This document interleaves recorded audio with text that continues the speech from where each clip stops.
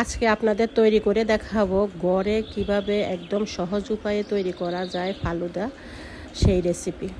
আমি একটা falooda mix packet কিনেছি। এই প্যাকেটে সব থাকে আর আমাদের বাড়তি কোনো ঝামেলা করতে হয় না।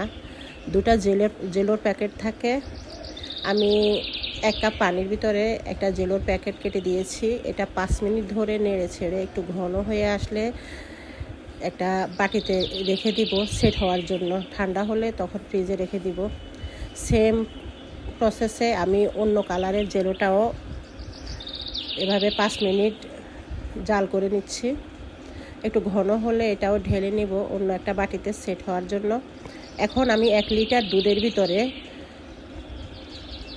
1 লিটার দুধ বলক আসলে আমি ওই যে ফালুদা মিক্সের যে আসল রেমিডিস ওগুলা ঢেলে দিচ্ছি।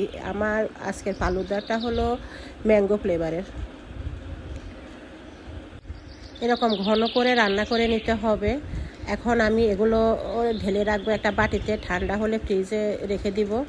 এই যে আমার জেলোগুলো মোটামুটি বসে গেছে। এখন এই যে কিছু ফল কেটে দিয়েছি, আপেল, আঙ্গুর, কলা। এটার যার যার চয়েস অনুযায়ী যার যে ফল থাকে সেই ফল দিলেই হবে। এখন আমি একটা বাটিতে নিচ্ছি খাওয়ার জন্য। যে আইসক্রিম আর কিছু জেলো আর একটা চেরি দিয়ে এই যে এভাবে সাজিয়ে নিয়েছি।